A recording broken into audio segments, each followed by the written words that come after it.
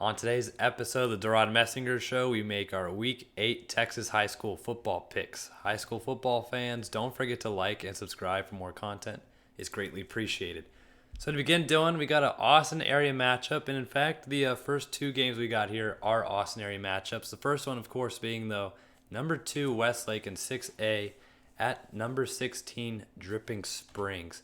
Now, Dylan, this is an exciting one if you know anything about Dripping Springs because they have the Baylor commit at quarterback, Austin Novosad, who has a couple offers from schools such as Ohio State and A&M.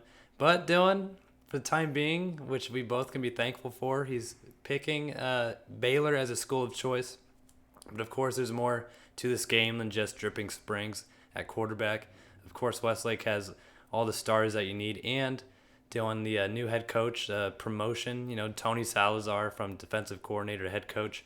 When you got Jaden Greathouse and Jack Kaiser, the wide receiver, and then running back duo at Westlake, you really can't go wrong. I know Lake Travis played them close earlier in the season, but I still think Westlake is going to learn from that mistake of a game. Even though it's still a win, most people would die for a win against Lake Travis. I still think Westlake pulls this one off. And it might be a little more handily than we would think, but I would also not be surprised if it was a close game and Dripping Springs somehow came out with the miracle. But Dylan, what do you think? Yeah, Devin, it was definitely a moral loss for Westlake, it sounds like, against Lake Travis. But a win is a win. You got to move on to the next week. I do like this Dripping Springs team, Devin. You did highlight Austin Novosaw, the Baylor commit that we do. Obviously, we'll be able to see him on Saturdays in the future. Maybe talk about him in future Texas matchups. But, again, this defense, for Dripping Springs, they've only allowed 20 points since their win over Vandegrift, Devin, to open the season up. That's 20 points in total. So their defense is playing very well. But this Westlake team, Devin, you talked about the new head coach. He really hasn't missed too much of a beat. It's still a top contender in the 6A division. Still not a team you want to mess with, especially with Paxton Land at quarterback, Notre Dame commit Jaden Greathouse, and running back Jack Kaiser in the backfield. So, Devin, going to be going with Westlake in this matchup, but I definitely could see Dripping Springs keeping it close. Then with our next one. Can I jump in real quick? Yeah. I just want to mention, I think Land has kind of been rotating. I've seen a lot of, I believe his name is Brett Skinner at quarterback. So, you might see Land, but right now Skinner, I believe, is the guy. There's been some quarterback battles mid-season, so, yeah. Land might have had an injury, but I don't think so. It's confusing in Westlake, yeah. I'm not a doctor, Devin, so we'll see. We'll see how that goes. I'm sticking with the pick. But the next one, we got another 6A matchup. Number 19, Round Rock at Austin Vandegrift. Devin, Vandegrift's had 3 shutouts in their past, I believe, 5 games. Head coach Drew Sanders, who I know you love, has been obviously coaching them up, has continued to have success in the regular season. He's continued to do so in this season as well. You got QB Braden Buchanan behind a solid O-line, and they have the Vipers scoring more than 30 points per game, Devin. So this Vandegrift offense has been, humming all season long. But Round Rock, they're coming off a 17-7 win over Manor, Devin, last week. They got a defensive front led by tech commit Ansel Nador, if I'm pronouncing that correctly. But I just really like this Vandegrift offense, Devin, especially at home, so I'm going to be going with Vandegrift.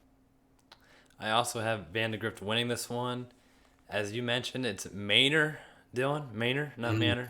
Yes. I know it's hard, but Drew. No, I knew that, but it was just like the pressure got to me there, Devin. No, the pressure got to me. Of course, you were facing a 6-man rush right there. I didn't read the blitz correctly.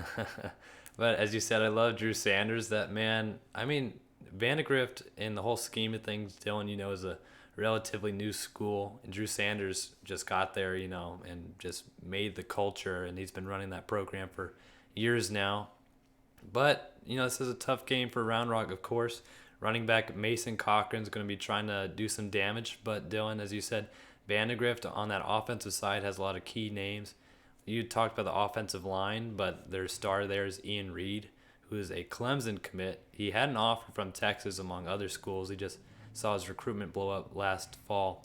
However, also, as you said, at quarterback, you got Braden Buchanan, and then the leading wideout for that Viper squad is Miles Coleman, the junior wide receiver, who, Dylan, if you watch him play, I think he's only about 5'6", 5'7", but he's one of those speed demons out there that, maybe sees a slight peak in his recruitment as playoffs come to fruition soon. But I also have Vandegrift in this game. It's kind of hard to pick against them.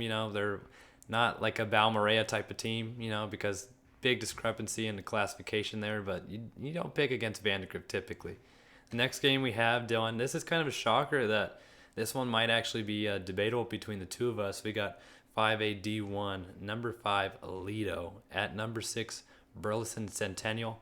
Now, if you guys are big enough Texas high school football fans, you know that Centennial upset Denton Ryan, I believe, last weekend. But Ryan is not the same team as they have been in the past, Dylan. I know it's unfortunate. We love those Ryan Raiders. They still have guys, though, like Anthony Hill Jr., but that's besides the point. Centennial, my question for them here, Dylan, is that can they get their mindset right after that win, because they still have a big opponent against Aledo here? Are they going to be too busy popping the Gatorade bottles, Dylan, because this is high school? Good save. Or are they going to be, focused and ready for this game? I'm sure they will be ready for this game. But I do, unfortunately, Dylan, because, Aledo, they just not been doing too hot, and I would love to pick Centennial here. I do have Aledo in this one. They've turned around their performance after 2 early season losses. You got Kieran Patrick at running back, which has been Aledo's star, and then at wide receiver you also have Jalen Pope. To see in this one, I would like to pick Centennial, Dylan, but Aledo always has that playoff experience and great coaching. I'm going to go a little more of a safe answer here, even though they're on the road, and I got Aledo.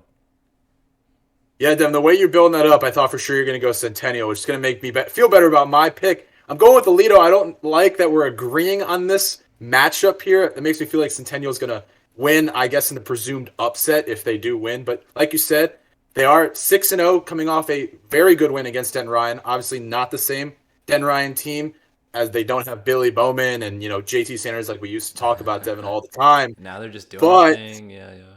Yeah, now they're just kind of there. Not, they're good, but they're not like great as they used to be. But this is a run-heavy offense, Devon, for Burleson Centennial, led by running backs Elijah Zay and Jaheim Abadio, if I pronounce that correctly. Also, we're just gonna continue the hot streak right now. But names, what I am scared of is that reliance on that run game, Devon. I feel Aledo has a solid defense. They've come together in the past 5 weeks after those first 2 rough opening season losses against that one pick I had to have them beating Dallas Parish Episcopal. That did not happen, as well as that loss to Denton Geyer. But they have come back together. I just like Aledo's more diverse offense. Just Burleson Centennial can be a little one-dimensional in that, spread option kind of offense. So, going to be going with Aledo, but I would not be surprised if Centennial comes out with the win here, Devon, for sure. And now we got the lightning round. Of course, top-ranked matchups only. We only have 2 games in the lightning round this weekend. I should just make it schools that Dylan can't pronounce, but I'm going to be kind this week. The first game we have is 4A D1, number 8 Kaufman at number 5 Anna. I have Anna in this one. Devon, I have Anna as well. The next we got 2A D2, number 10 Bremen at number 9 Granger. Devon, I like Granger at home here. I'm going Bremond on the road, but let's see. There we go. Let's go. Now, more importantly, which game are you most looking forward to this weekend? Let us know down below. Don't forget to like and subscribe. And as always, have a great rest of your day.